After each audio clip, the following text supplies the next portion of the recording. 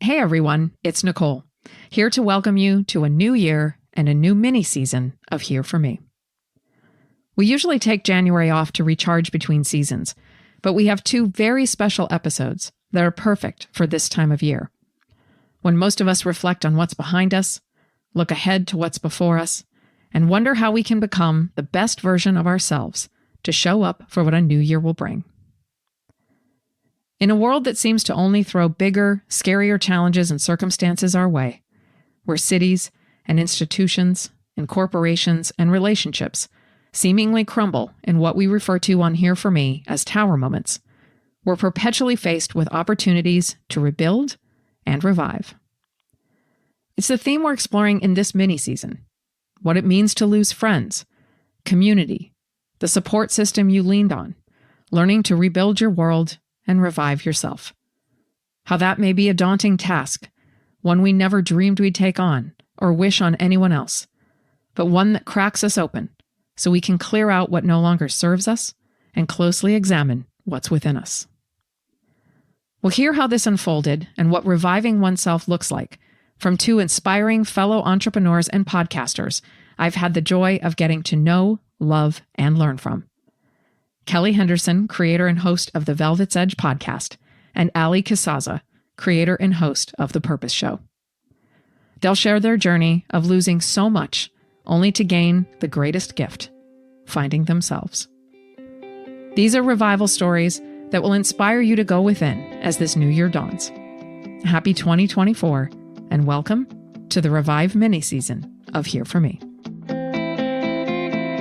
I have to say my truth because it's starting to really catch up with me and my body. And I don't ever want to do what was done to me. But unfortunately, this is a public situation and it was a public discussion. And so the repercussions have been very public. And I have to be fair to myself and find my voice publicly to be able to move forward in my own life and get unstuck. Welcome to Here For Me, a podcast about the power of choosing yourself. I'm Nicole Christie, and I'm honored to be here with you to share life-altering stories, lessons learned, and advice from leading experts that will help you show up for yourself with the love, honor, compassion, and encouragement you give to others. Because just as we say, I'm here for you, to show we care for someone, saying I'm here for me to ourselves is the best form of self-care. Today, I'm talking with Kelly Henderson. Kelly is a Nashville-based hair and makeup artist and wardrobe stylist who works with celebrity clients such as Dierks Bentley, Jordan Davis, Lily Rose, Kip Moore, the cast of Nashville, and CMT. Her work has been featured in Glamour, Rolling Stone, People, Us Weekly, and more. She's also the founder and host of the popular lifestyle blog and podcast, Velvet's Edge. From the outside, Kelly's life is one many would categorize as a glamorous life, on set and on tour with country music stars. But Kelly's journey is a great reminder that we're all fighting a hard battle, regardless of what our life looks like. We can all relate to having a falling out with a friend, which is often littered with misunderstandings, hurt feelings, and the loss of something that was once precious to us. But most of us won't experience this publicly on national television with someone in the public eye, as Kelly did. She joins me today to talk about how this experience affected her, taking her on an emotional roller coaster that resulted in self-doubt and self-abandonment, yet ultimately led her on a healing journey back to herself. Kelly, I am so honored to have you on to share your story, and I know this is an emotional topic for you. So I want to start by thanking you for trusting me to go on this journey with you. And I also want to thank you for doing the same for me. So as a bit of background, Kelly and I met May of 2023 when I was a guest on her podcast, Velvet's Edge, and we talked about surviving and thriving after experiencing narcissistic abuse. And you so beautifully held space for me to share my story and created a safe place for me to do so. So I'm truly honored that you are trusting me to do the same for you and your story. Yes. And I really do. That actually made me a little emotional to hear, but we did have such an instant connection. And anytime I hear anyone talking about that kind of abuse or abuse in general, or even just going through a hard time, it can be even toxic relationships. For me, it hits home so hard just because I've spent so much time kind of swirling in my own stuff with that. And so I'm really glad that we got to have that conversation. It was equally as healing for me, and I really appreciated it. I love that. Yeah, there was a kindred spirit connection. For sure. Yes. So I'm honored to have you on today to talk about your journey, your healing journey back to yourself. And the particular story that we're going to talk about, I would love to start at the beginning because some listeners may be familiar with the story. For others, it will be completely new. But tell us about you, your work, and how this friendship unfolded. I am a hair, makeup artist and stylist in Nashville, Tennessee. I've been here since 2004. So I've been doing that job actually since about 2007. And about a decade into my time in Nashville, I started a blog that's called Velvet's Edge that transitioned into the podcast that I still have today, also under the same name, Velvet's Edge. And during that time, I made a friendship. And it was through an ex-boyfriend who was friends with the ex-husband of the person that I became friends with. So I was friends with the ex-husband first and had a very long-standing relationship with him. And he was like, I need her to meet some cool girls. You've got to put on a show her what's here. And we instantly hit it off. And we just had so much fun together and we became really close friends. And you ended up going on a television show that this woman was on. I did. It is very much not my personality. And I have been asked to be on multiple reality shows just because I work in the music industry. And I think my career seems very glamorous and exciting on the outside. And I've always turned it down. It's just not really who I am. But what I did start to understand from my podcast was if I started to tell real stories about myself, I started to connect with the audience in a different way, in a real way. And that's what feeds my soul. That is the thing that lights me up more than anything. It's why I still love doing my podcast and meeting people like you, is just hearing people's stories, connecting on a deeper level, even through something traumatic, and helping each other out. You and I have never met in person, yet I've had some of the most healing conversations in my life with you. It's a beautiful experience to me to connect with humans like that. However, I had just kind of hit this spot in my life where I had been working really, really hard. I had a full-time job and then I created Velvet's Edge, which took off in a way that I wasn't expecting. And I was overwhelmed all the time. What am I doing? How can I manage all of this? I really didn't have much of a personal life anymore because I was working so much and I just knew it wasn't healthy. And so I was sort of in this spot of I need to let go of something, but I don't know what it is. And I've been with most of my clients for a long time, so I can't imagine just walking away. But I especially can't imagine walking away if I don't have something I'm walking into.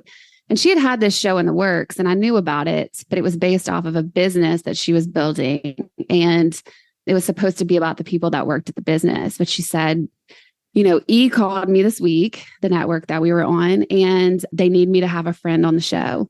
And so you're up. She kind of it wasn't really a question, but she's like, no, but it really would be good for Velvet's Edge. You really should think about this. And because of where I was work-wise, I thought, is this a sign? Is this the universe trying to say to me, here it is. You've been wondering what you're supposed to do. Here's the moment, lean in. And I was scared, but I had also at that point, I had started the podcast. So I just really started to think maybe this is the next transition of my life and maybe I need to do that. So I thought about it. It wasn't like I said yes right then, but the other thing that was presented to me was you won't have to be on the show that much. We don't have to talk about anything you don't want to talk about. And I'm an executive producer, so I will always have your back. So what unfolded that then took on a life of its own on the show? That's always the question people ask me, what happened? And my answer is, your guess is as good as mine. They essentially character assassinated me and lied on the show for season 3. Our show is on right after the Kardashians, and the whole Jordan Woods, Kylie Jenner, Khloe Kardashian cheating scandal with Tristan Thompson. And as I said, the ex-husband and I had a relationship longer than I actually have with this friend. And he would film with me because we were buddies. But I always knew I got to make him laugh. I got to show up in make it fun and that would be a better scene. For some reason, people read that as us flirting. It was never, ever, ever scandalous in any capacity. When the rumors started, it was just like a couple tweets. She and I discussed it. She was like, the people think that y'all are having an affair. And she was like, that's the funniest thing I've ever heard. And I was like, well, do we address it? I had talked to the network about it in my publicity call. And I was like, this makes me uncomfortable. And she said, no, we don't discuss because then it makes it a story. So don't mention it. Go about life as if everything's normal. So I did. He was on my podcast. We're asked to tweet about the show. So I tweeted about him just like I tweeted about everyone else. I thought there was nothing going on. I was just like, we're just ignoring this. We're not paying attention. But I guess in this like off season, when she was off filming that other show, something was going on that I wasn't aware of. What I've figured out now is that she was getting some text from other people. Like, is there something going on? People that didn't know me. I've been cheated on. I would never put myself in that position. I would never do that to a friend specifically, but I wasn't being told. So we were about to start filming season 3. She and I were on a text chain with a producer. And I was like, I'm really excited to see you guys and start filming again. And that just set her off. And the response was, oh, now you're excited. And I was completely thrown. So I immediately pick up the phone, call her. Did I do something that I'm unaware of? I don't, you seem mad, but I don't know why. I asked to get together and discuss this or get on the phone at least. And I was put off. And I'm saying, hey, I would never want to hurt you. And if I have, help me understand what I did, because I would love to apologize or make it right. But I was put off. And then I got a nasty email the next day telling me how terrible I was as a human and how I was playing this affair thing as if it was actually happening for my own benefit. I wrote back, apologized immediately, but did say, hey, here's what's going on for me. This has had nothing to do with you. I am so sorry if that is how this has come across. Never my intention. And then I was basically told that, of course, I would make this about myself. We got together one time. There was a lot of back and forth of one day she would be fine. The next day she'd be like, no, I changed my mind. I can't do this. And my therapist was like, you really need to stop engaging. So I did, but that was played out on the show as if I didn't try at all and completely shut down. You know, the story starts hitting the media and you're not on season 3. You're doing what you need to do to protect yourself. I have to disengage from this because it's not serving me, which is great advice. You're being accused of something you did not do, you would never do. Were you starting to feel like this was going to be something that would feed into a storyline? For sure. We went to a coffee and I thought everything was fine. And then I was asked by her to show up for the Christmas special that we were filming. They edited that to make it look like we were giving each other evil eyes. And that never happened, ever. I mean, it was awkward, but I was like, this will just take us a minute to work back our friendship. But after we filmed that, I received a text that basically was, I thought I could do this, but I can't. I'm not over this. And I'm still like, over what? What did I do? I don't even understand. But I got that text. And I immediately was like, she just wanted to get me to film the special because it's a bad look for her if I don't. The way that the timing worked out, she was already setting it up to create this storyline. And the other reality is as a friend who you have for almost a decade, the easiest out is, hey, you don't want me on the show? That is fine with me. There's so many other options versus making me into this person I'm not. The storyline could have been, hey, Kelly doesn't want to do the show anymore. She's working in the music industry and it was too much. Easy, done, move on, have other storylines. But I don't think they had any other storylines. It's terrible enough that it's happening between you and you're seeing it positioned in a certain way on a television show. And now it starts hitting everywhere. How are you feeling through that? After they had finished filming season 3, she started to do the press for it when it was about to come out. So I had been just in this limbo place of hearing from the producers every now and again, but knowing I wasn't going to film because the one scene that I had filmed after that Christmas special, again, I knew I was being set up. And I told them point blank, I'm not here to do that. I'm not going to get in a fight with her publicly. I'm 100% down to try to work this out behind the scenes, but that's not why I signed on to do this show. And that's not what I was told was the reason that I was going to be on the show. Also, I was heartbroken. This was a very long friendship. So I was in shock, could not understand how we couldn't sit down as two adult women and get to a place of trying to understand each other's side. Because to me, it wasn't volatile. It was very much a situation where I was very willing to hear any sort of harm that I had done. Even if it was unintentional, I would have definitely apologized. That's just how I operate. I'm a very human person, and I'm always willing to make amends or try to do things differently to make a relationship work. The other piece of what was happening is as it was being discussed, publicly, people only read headlines. So the headline was basically that I was a homewrecker and that there was an affair happening. And even though she would say in the article, I know nothing ever happened, nor would it, people only would read the headline. So I started getting death threats. I was just getting shit on as like, you are the worst person. And anything that I would post for the business that I had been building for a long time was also being shit on. So it was discrediting my work as well, which was really upsetting. The other piece was I was in a relationship and he had 2 children. So a year later, when their divorce was announced, it kicked up again because people assumed it was because we had an affair. And I was sitting at the breakfast table with my boyfriend and his 2 young daughters, and TMZ starts blowing up my phone. And I'm like, how did they even get my phone number? I start getting phone calls about, do I want to make a statement? And I just lost it because these 2 little girls who I want to be a role model for are going to read that I'm a homewrecker and so far from who I am as a human or what I had done in that situation, like not even close. But when you read these stories, it doesn't seem like that. It was one of the worst days of my life. We then turn on the TV and they're talking about it on Good Morning America and literally saying my name with the word homewrecker in it. And I physically could barely stand because I was so in shock that my life had taken this turn. It was completely the most shocking moment of my life.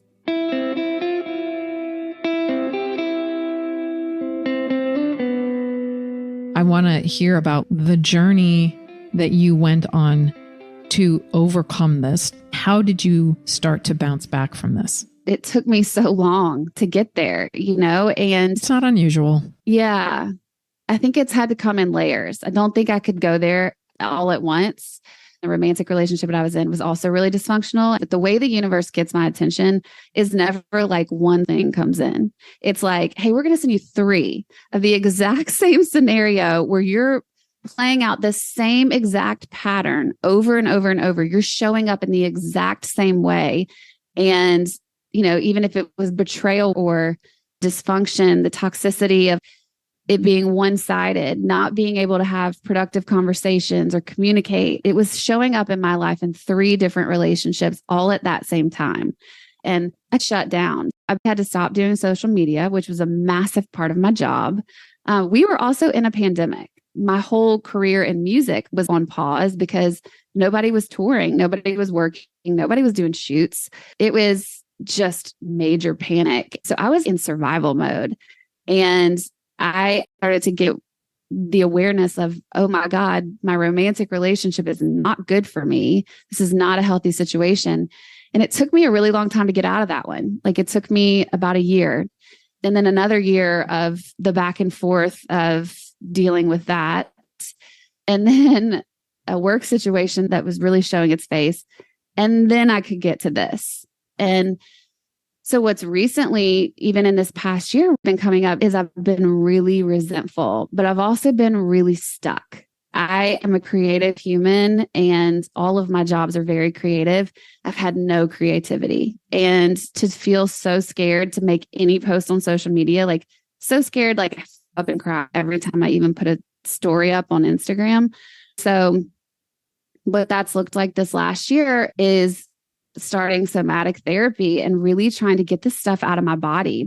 You have been very candid about the healing journey you've been on, the work that you have done in therapy, somatic and otherwise, to look at how you show up in ways that don't serve you. I think you and I have talked about before, there was a reel on Instagram that empathy can make you a safe harbor for other people's demons. And that as beautiful as empathy is, it can be a dangerous thing. When you look at these three relationships, like you said, you get them in multiples, the universe goes bam, bam, bam. Here's a whole bunch of them at once. What have you learned about yourself on this journey, and what's been helpful to you as you heal and grow to show up in different ways? First of all, every time you say that quote, it hits me because it is so true. And I think that empathy has been one of the greatest assets of my life. And then it's also been one of the hardest parts of my life. And it's gotten me into relationships and situations where there has been a lot of betrayal and I've trusted too easy. And this isn't to be like, oh, I'm a victim. I'm definitely not. It's just kind of blinded me, I would say. I think I just assume that everyone sees through the same lens that I do. Like they see people, they see the world, they want to heal, they want to grow, they want to do the things that I want to do. And that is not actually true. I am finally starting to realize that a lot of people aren't doing that and they won't be. And I'm never going to change that for them. And that's okay. This is completely their own journey and I've got to let go. But my healing journey, first of all, it's a daily thing. And I had actually started it way before any of this ever happened. I started diving into these things when I turned 30. I'm 41 now for reference. So it's been over a decade and you started and you think, oh, I'm going to get fixed. That's what I used to think, but it's not like that. And now I just really have settled into this different narrative, which is it's just giving me the tools to handle this world and this life and developing a relationship with myself.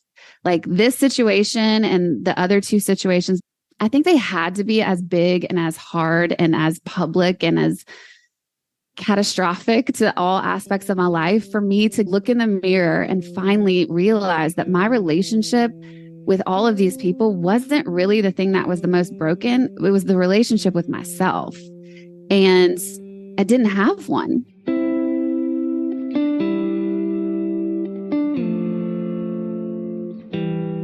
So, of course, I was going to be susceptible to opening myself up to situations or people or even work dynamics or anything that was not going to serve me because I was just looking for who I was in all these other places.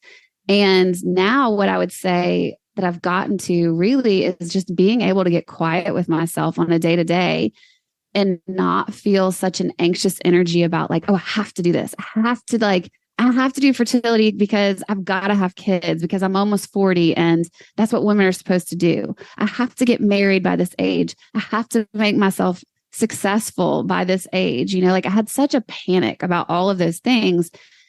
And it's kind of set into me with all the work that I've done that none of that shit is the shit that matters. And there's no script and there's no rule book. You don't have to do any of those things if you don't want to or they don't serve you. No, let me tell you something. I've started gardening. Okay. I love it. Oh, well, I've seen your farmer posts on Instagram. You're like, you guys, I'm a farmer now. It's so simple, but I'm just so happy and I'm so peaceful when I'm doing those things. And when I'm in the hustle and the grind all the time, like that is just not who I am, but it's who I felt like I had to be. And I think I had to get really lost and really broken and lose it all to be able to stand in some form of it now in a resolved, freer, more detached way, knowing that this is all just a gift for the day. In this moment, these things that I'm going to do, like I have a client playing Red Rocks and I'm going and we're working and I'm super excited. That is a place I've never been. I think it's going to be really cool. That moment will be that moment and what a gift that moment will be. That doesn't guarantee that I'll get it the next year. And I'm not going to attach my worth to whether I do or not. And finding this place of what am I getting in this moment? Will I get it tomorrow? I don't know. But I got it today. And that is really great.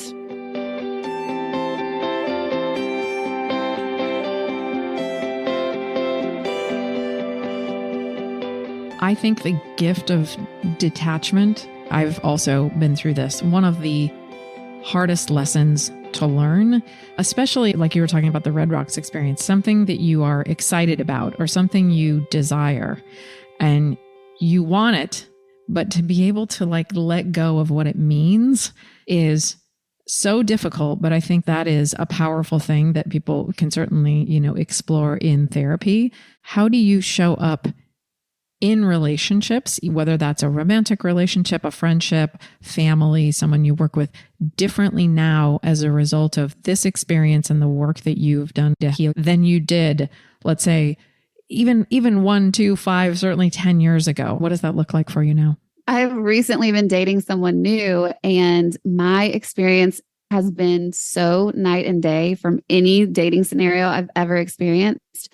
He's great, and I'm sure that has a lot to do with it, but it's mostly because of where I am in my life and in my relationship with myself. When we first started dating, there was a couple situations that came up, and we had to kind of navigate these tough, just like adult life stuff that you don't want to deal with.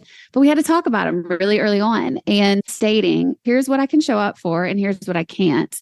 But I've never been able to do that without demanding it out of fear or just not saying it at all. Again, out of fear of losing the relationship. And so for the first time with this person that I really like, I'm really attracted to, I think he's amazing, I was able to hold him really loosely and say, I really like you. I really am attracted to you. I think you're great, but I really like me more. Oh, I love that. I have goosebumps right now. Not from a bad place of I like me more in like this narcissistic way, but I have worked really hard to get to know myself in the way that I do right now. And I'm really excited to continue on that journey and stay with myself on that journey. And so I cannot abandon myself again just to keep some guy in my life. If he stays, it would be great. But if he doesn't, I'll be okay. And I know that now. And the interesting thing is he has responded so well to that.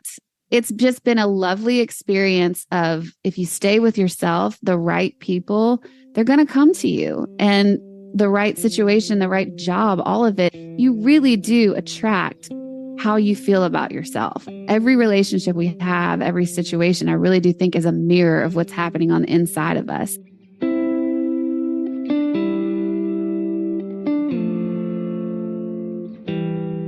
So unfortunately for me, I don't think I really liked myself that much or valued myself. And so all my relationships mirrored that right back to me. I'm curious, something I recognized in myself because we have similar trajectories of caretaking and codependency and rescuing.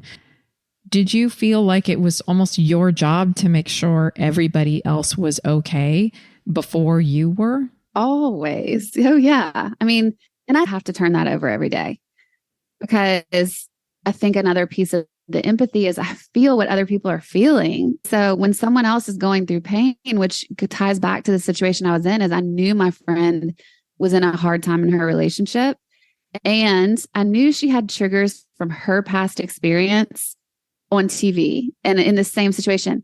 So my therapist pointed out to me how quickly I would give her the grace and go, but I know she's doing this because, this is trauma from her past. And she was like, yeah, but what about yours? What about all the things you experience? You're invalidating your own experience. Exactly. And I really have had to stay with myself. It's the reason telling my story has been so hard for me because I just know what she's been through. But I have to say my truth because it's starting to really catch up with me and my body. And I don't ever want to do what was done to me, but unfortunately, this is a public situation and it was a public discussion. And so the repercussions have been very public and I have to be fair to myself and find my voice publicly to be able to move forward in my own life and get unstuck because I'm tired of being stuck.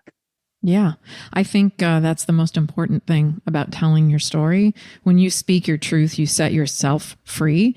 But at the same time, what you're doing by speaking your truth and sharing your journey and how it showed up for you, particularly in your body, is healing to other people. It's like, oh, she's gone through that. Other people who are listening have also gone through it.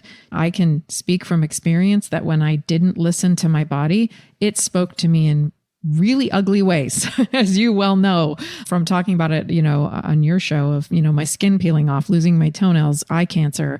I've told the story about how cancer settled in my tear duct.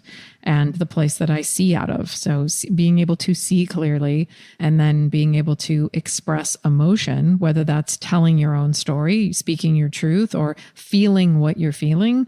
I'm glad that you're talking about it, and you're talking about it in a very respectful and compassionate way. And I love how you hold space for someone else's difficult experience. I mean, just publicly what people know about someone's marriage falling apart. You had nothing to do with that. But I feel you having empathy for someone who hurt you. Also, you're a sensitive person and an empath. You realize that hurt people and you want to help them. But at the same time, it's like, it's not my job to make you feel better after you've hurt me. And you seem to have come full circle in that.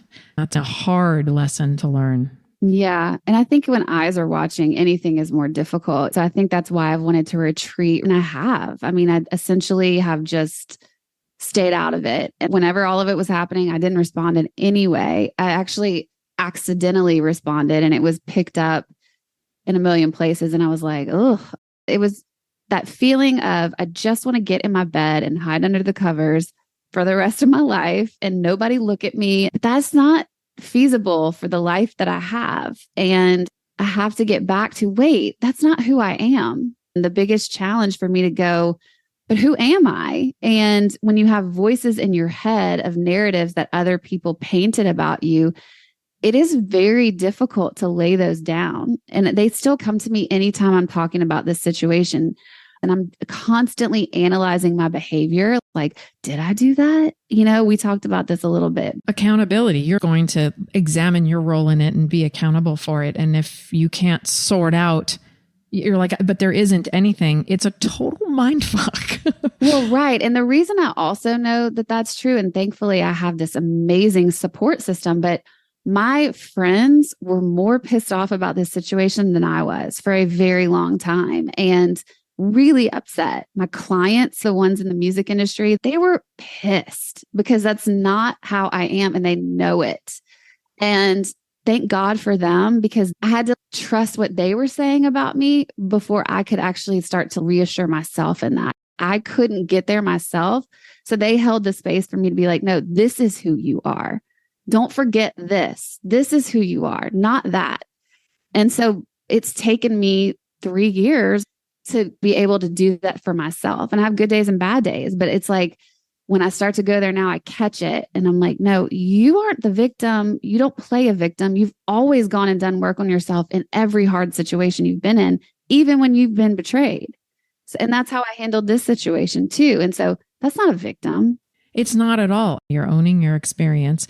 And then I think the work is, as you've done on yourself, what is it about me? Not that I did anything to deserve this, but what is it about me that causes me to get into these scenarios that really don't serve me, don't put me into a good place emotionally or physically, and then the work that you have done to heal that. And I love that people in your life who are a support system, particularly clients, that's really a beautiful relationship.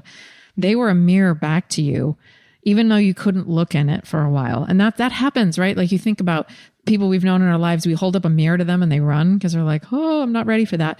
They held up that mirror, but then you learned to be your own mirror.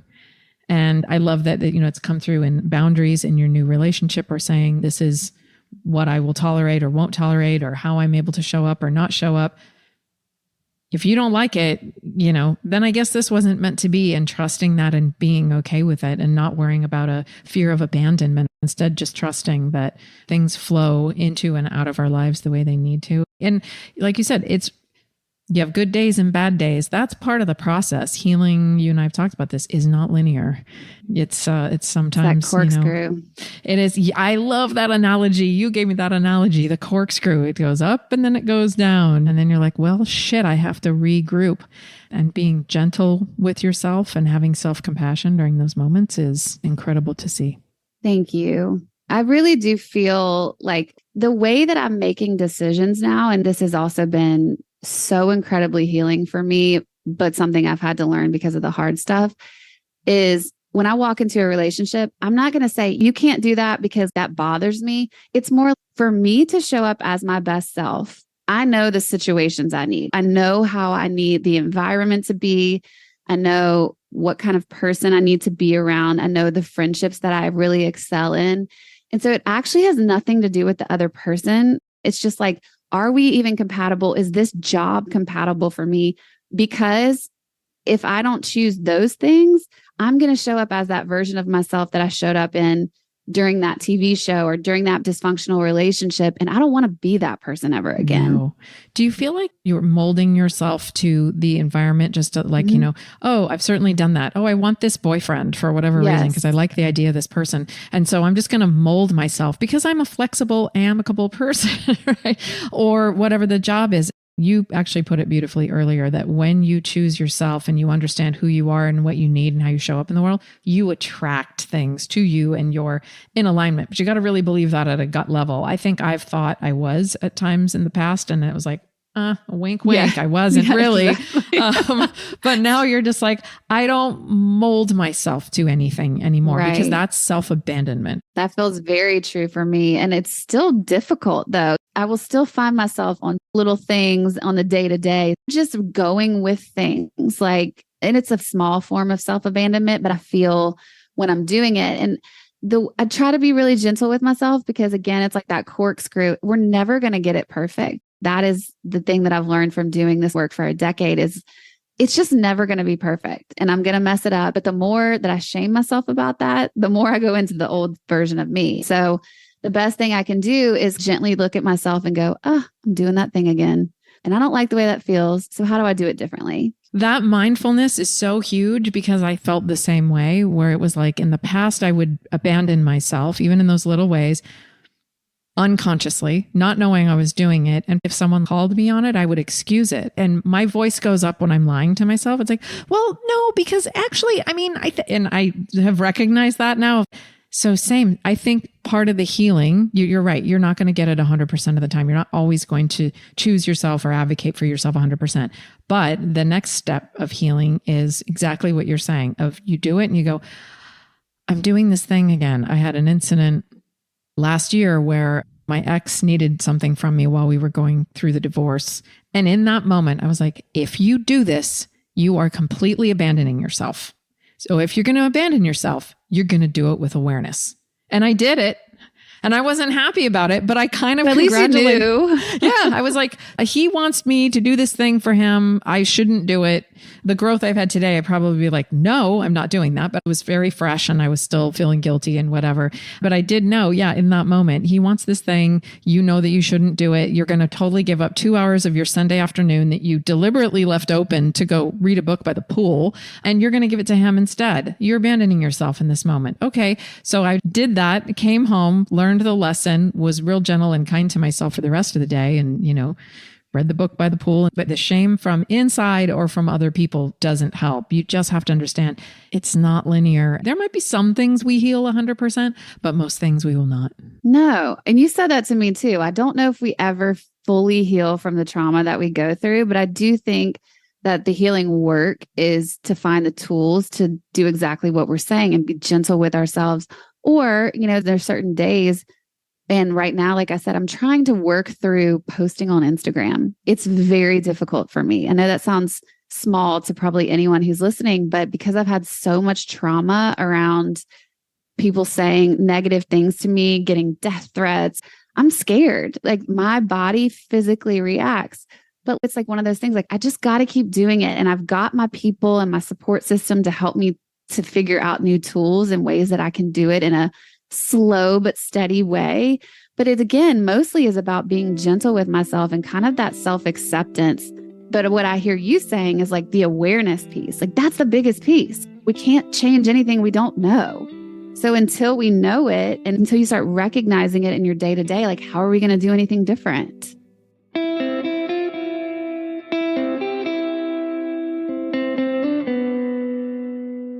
Yeah, the awareness piece of it is just being mindful in the moment of exactly what you said. I'm doing the thing right now. For 40 years, you didn't even know when you were doing something that was self-abandonment. That's tremendous growth. Yeah, I feel it. It's interesting to watch the people who've been in my life forever notice it. A lot of people have said to me, you seem the most happy, content, and just solid that you've ever seemed. And someone actually gave me a really good compliment the other day where he said, there is like this new quietness about you. And I thought it was such an interesting thing. And I said, what do you mean quietness? And he goes, I guess that's not maybe the right word, but it's this confidence. Like you don't have to speak, but your energy is felt in this totally different way. And I thought that was so interesting, but I think it's just contentment. Yeah. And also I think the relationship that you have with yourself is visible externally now to people, of contentment, as you said, comfort, and also probably a self-assurance and maybe a self-containment. That's actually a word that I've been playing around with a lot, of just feeling like I am enough as I am. I am valid. My experience is valid. The things that I want and that I need are valid, and I believe it. And when you believe that from within, as you do now, having gone through this tremendous journey in multiple relationships and having this happen and unfold in the public eye, to be in that place is a really beautiful full circle moment. Yeah, it feels like that. And it's like this quiet confidence. I don't need to talk just to be heard. That was a validation chasing thing. And I just don't feel that need anymore, but I wasn't even aware that that was happening until someone else pointed it out. If I can surmise, I think it's because you see and hear yourself. Oh, that makes total sense. So I'm not constantly looking for someone else to see and hear me. Yeah. You're like, I don't really need to be seen or heard unless there's something like you said, I need to state outright because it needs to be said or it needs to be heard. But when you see and hear yourself and you're validating yourself, you just show up as this self-contained person. I remember it was actually the conversation when I left my ex-husband. And I think you and I have talked about that. I had emotional toolbox to be able to, be in the relationship and then to leave it. And then I'd also done a lot of work to get physically strong because I needed my outsides to reflect my insides. The strength that I had emotionally, I need to see physically. And one of the things I said to him in that last conversation was, I have a backbone now that I never had before. And he said to me, I've seen it. So I was like, right. So for 10 years, you knew it wasn't there. And suddenly you're like, I can't penetrate that anymore. Shit. So as with your friend, when people see that from the outside, you really are showing up in self-containment, self-awareness, and showing up true to yourself in a way that you never have. Thank you for all of that. The way you've just said that, it is interesting because I think I still attach it to outward things. And so because I feel like I'm still picking up the pieces on an external level, and like rebuilding, I'm like, really? That's what it looks like? But the reality is, and you're completely right in saying this, is the fact that I'm still standing and surviving and have a deeper relationship with myself, and I'm communicating in new relationships in a completely different way, and I'm showing up in old relationships in a better way. The fact that getting betrayed didn't just make me shut down, I would say that's probably one of the things I'm the most proud of. And I actually think it only made me kinder and more empathetic. I think I'm just a little more protective about who I give that energy to, but I do feel a capacity to love in a much deeper way because I love myself in a deeper way. And, you hear that you can't love anyone else until you love yourself. People think that you can, but, it does come from a deeper place. And that level of discernment, have you found relationships falling away? I would say I've been really, really lucky. My support system and my friendships are deep, and I'm still great friends with people I've been friends with since I was 8 years old. Relationships have always been a huge priority in my life, which was also one of the reasons this situation was so difficult to be publicly talked about. Like I just was very flippant about relationships because, again, just so not me. But I would say the more surface relationships, I don't have capacity for it anymore. Like I can become quick friends with someone when like we did, just when we can really go deep, I can immediately feel a capacity with you that I know we could have a deep relationship. And that to me is an energy I'm very drawn to. But if it's not there, and I just have to be honest with myself about that and remember when I go to those relationships seeking anything other than that, I'm going to get frustrated or be let down.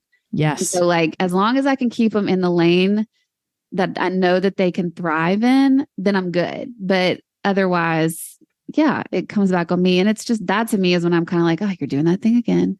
You're trying to get this person to have a really deep conversation about relationships with you. And that ain't going to happen. And they just won't go there. And I think it's seeing people where they're at. I had a therapist once that was like, does every friend you have to be everything that being a friend means to you? It's okay that this is the person that drops you off at the airport and you kind of are acts of service friends. Then there's the friend that you can call at any hour and tell anything to, even if it's like, this is really unflattering what I'm going to say to you, but that friend will not judge you. And just recognizing that and then knowing I don't have to make that huge effort to try to build this into something. It's also a beautiful awareness.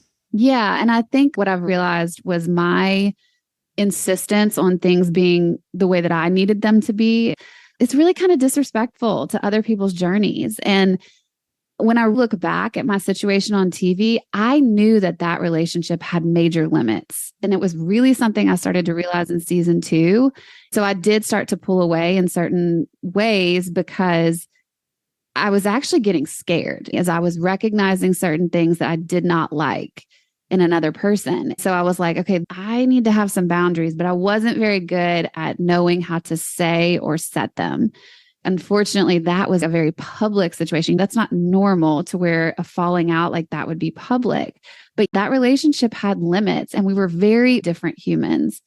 It was always going to have limits. But instead of us being able to talk about it behind the scenes or kind of drift away like you maybe normally would in adult life, it had to be a big public falling out because that's reality TV. And one of the main feedback things that I would get or like hate things that I would get is you signed up for this. Let's be clear here. That is not what I signed up for. I did not sign up to get death threats. If anyone painted the reality of reality TV out for you in the contract, I don't think a lot of people would do it.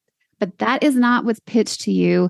And especially if you're a person who's been busting their ass for a really long time and is kind of presented with this thing of this will take your business to the next level, it's really hard to turn down. And I just would say to people, before you judge, get the whole story and think about how you would handle that. Because I think it's really easy to sit back and judge people and say, well, I would never go on reality TV. I also said that and I turned it down multiple times, but the situation felt different to me and was presented differently. But what I signed up for was not to get hate and be accused of an affair I didn't have and to get death threats and things ruined in my life. I definitely didn't sign up for that. And especially, I think the difference, the way that I see it is someone you considered a dear friend.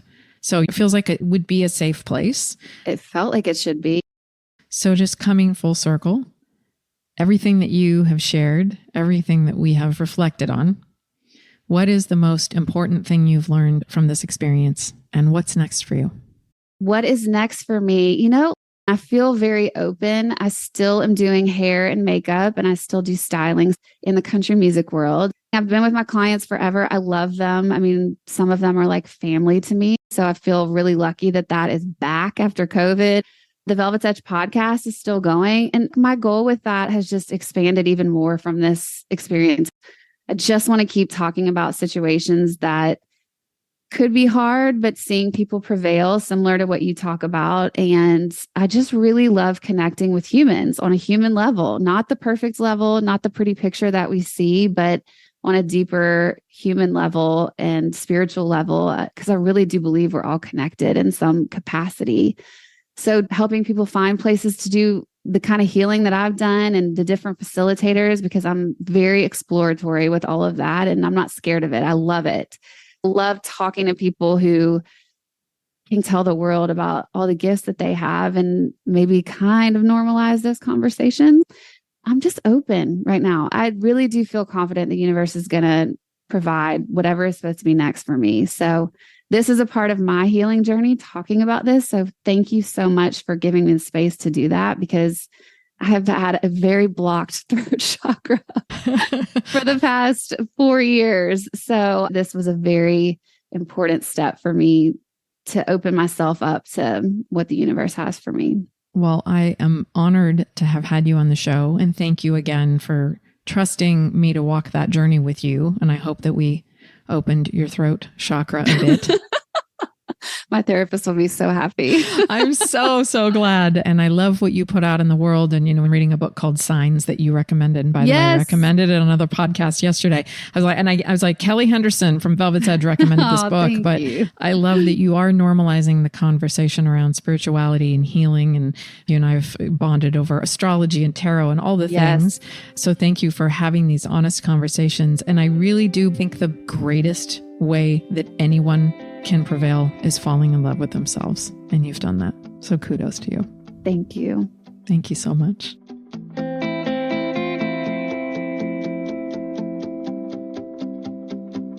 Kelly Henderson embodies one of my most favorite virtues in a human, the ability to be both gentle and strong. What I love about Kelly's story is that the context of it doesn't really matter. It's not about reality TV. It's not about people in the public eye or show business or Hollywood gossip. It's about what Kelly said, that every relationship we have is a mirror of what's happening on the inside. If you lean toward the woo-woo, the spiritual, as Kelly and I do, you believe every relationship is a soul contract intended to teach us something. Sometimes it's unconditional love and acceptance, as Kelly's experienced with longtime friends and clients. Sometimes it's painful and disorienting, as she experienced with this public implosion of a friendship, and the realization that her romantic relationship and a work situation were also dysfunctional, all at once. Some relationships last a lifetime, others for a season, but all of them push us to embody our highest selves, to choose ourselves. Anytime we've been in a relationship or situation that wasn't serving us, we often wonder why we stayed so long. But divine timing works in mysterious ways. I believe you stay engaged with something for as long as it takes to learn the intended lesson, even if that means walking away and returning to it over and over until you turn your back on it for good. Growth isn't linear. It isn't easy. It's messy. And as Kelly and I discussed, it's never over. Sometimes you carry the pain of something from your past, not because you refuse to let go, but because the memory of it will keep you from making the same mistake. If I learned anything from Kelly, it's the importance of unpacking an experience and seeing what it says about you. Where do you need a deeper, better relationship with yourself? How can you look inward and be your own rock so you don't need anything outside you, a person, a job, anything material, to be an anchor? Detachment doesn't mean you don't have desires or goals or love for other beings. It means that even if you don't get what you want, or if it falls apart tomorrow, you'll be okay. The only attachment you need, the one you must have, is the healthy one to yourself. When you're truly aligned with what's for you, you won't let anyone knock you off course. But as long as you seek outside yourself for love, acceptance, validation, you're at risk for self-abandonment. As Kelly shared, her relationship with herself is the number one priority, every single day, every single moment. My hope for all of us, even though it's often the result of painful circumstances, is that we can someday echo what Kelly said.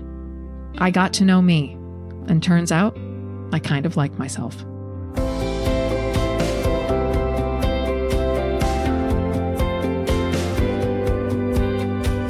Here For Me is produced by Lens Group Media in association with Tula Productions.